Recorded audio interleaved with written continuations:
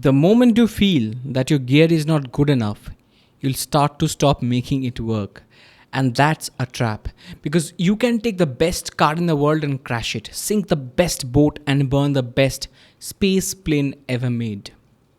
Basically, if you expect to fail, you're highly likely to fail. So this time again, it was Jared Polin ranting on the Nikon Z7II's focus system. And apparently it was a lens review.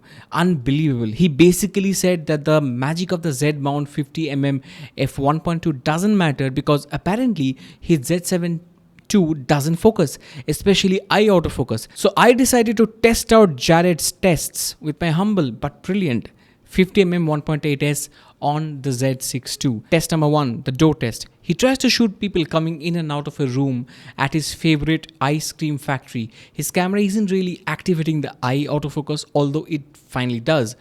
Now here's my test. She looks quite small in the frame first. She walks out of the room gradually, and I can see that the face and the eyes are picked up by the camera pretty early, in fact immediately. I took a few shots and they're all in focus. Now I asked her to go back into that room again. From my experience, I know that it will take a few fractions of a second to activate the head autofocus. But let's say I don't like that. What do I do there? Since I have set up my camera correctly, I quickly activate the tracker with one press of a button and keep clicking, and the shots are all in focus. Well, not really surprised. So what should Jared Polin learn from this? First, that every system works differently. Learn it and make it your muscle memory. But if one is stubborn and not wanting to learn, then it's a choice. Second, utilize the real estate on the camera well. Use the function buttons to good effect. Make the most of it. I will soon do a video on the smartest and the fastest settings for the Z cameras, so do subscribe to watch it when that comes out. Now test number 2, Jared's test, the cap and sunglasses test. Here the guy was wearing a cap and sunglasses, so we decided that she should wear cap and sunglasses too, and she would crouch down just like the guy in Jared's video, and lo and behold, I'm allowing the camera to find the face. I have on face detect and IAF. That's what I have on. And that's using the entire frame. So it's continuous autofocus and letting the camera do that. Now, Nikon offers you a couple of different options. It's using these red boxes bouncing around. It's not finding his eyes. And yes, he's got sunglasses on, but you'll see right here, it finds the eye ever so slightly there it does for a quick second, but then it's gone. You're watching what it's doing, and this is making it hard to take pictures. I end up missing shots because I'm like, well, it's not in focus. Really, Jared? No. This is embarrassing. As you can see, the photos are in focus. I asked her to do a victory sign there because we kind of knew that it's going to perform very well and this well, and it did. So what should Jared Polin learn from this time? Update the camera to its latest firmware. Yes, the firmware is a product that you've already paid for. These cameras are evolving platforms. They are not static pieces of hardware. Second thing is that you end up missing pictures because you expect to miss.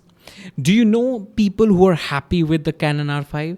They are those who believe that despite the overheating and the battery issues, they can make the camera work, and they love the other aspects of the camera, so they want to make it work. They want to be successful with the camera, and that's why in their hands the R5 is a phenomenal beast. Talking about making the camera work, I changed it to the wide L with the eye autofocus mode in less than a second. It's so quick once you set it up well and build your muscle memory, like I said before, and it works. I just don't know why he can't get it right.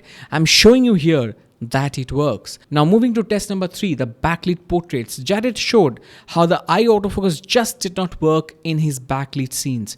Let me show you again. Now as you can see here, I'm trying to strike a balance with the exposure. There is some light on her cheeks coming from the background, and the eye autofocus worked very well there. The photos are sharp, but I'll never take a portrait like this. If you're shooting a wedding, brides definitely deserve much better. So what should Jared learn from this one? First, that the key in a backlit situation is balance. Balance in exposure.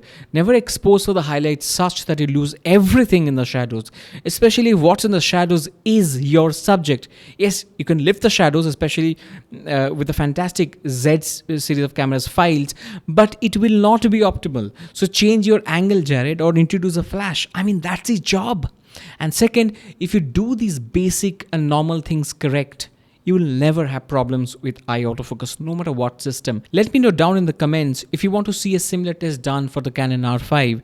If many of you want to see a comparison, I will do it. Okay, moving on. Jared then showed how the Sony A1 caught the eye of a person through many layers of things. Here, you remember this photo that I took when I tested the Z6II against the A7III. You'll find the link to that video down in the description. Yes, it did better than I had expected. The Z6II did better than I had expected and better than I knew it would. So there's that. In his second door test, he's back to using the dynamic mode. So for this image, he's not tack sharp. The subject trying to come through the door is not tack sharp. No, listen. In situations like this, you have got to use a tracker. It's simple.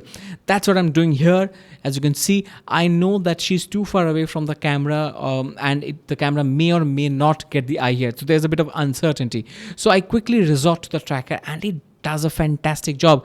I heard that there will be firmware updates to improve the tracker. I really expect it to become much more precise, as in it should be more reliable for birding and sports photography, and the box, that tracking box, should be, in my view, should be smaller so that we can focus on and track smaller subjects on the screen. So I ask, what's the point of his review? Can you trust the system? But can you trust it? But you can see how it can be mentally weird. Yes, I feel that's his point. He's asking you not to trust your system. Such a masterfully of planting a doubt about your camera, all because he prefers another system more. Here, he turned the camera vertical again and never found the focus back. Nails his eye right there. That's great. Let's go vertical, Jared. Here we go. Focus. Hello, focus. My finger is pressed down on the button and it will not find the subject at all. A very important tip here, do not ever talk to your camera. And tip number 2 here, once you lose focus because the eye was not in the frame, you have to release the focus button and then press it again fresh, because you are asking the camera to look for an eye now. If you do not do that, then it will keep grabbing where the focus went when the eye went outside of the frame. It's basic. Let me show you. See how the background is bright here? Easy for the camera to get confused and focus on the white object in the background first. But it didn't. It reacquired the face and the eye within a second, and you're back. The shots are in focus too. I know what I'm doing when it comes to Nikon, but you can see how it can be mentally weird. I don't want you to feel mentally weird about your camera. I want you to trust it and trust your skills and creative instincts. When you do that, nothing can stop you from having a good time with your camera and being successful with your camera. Not even another long and tiring Jared Polin rant. See you.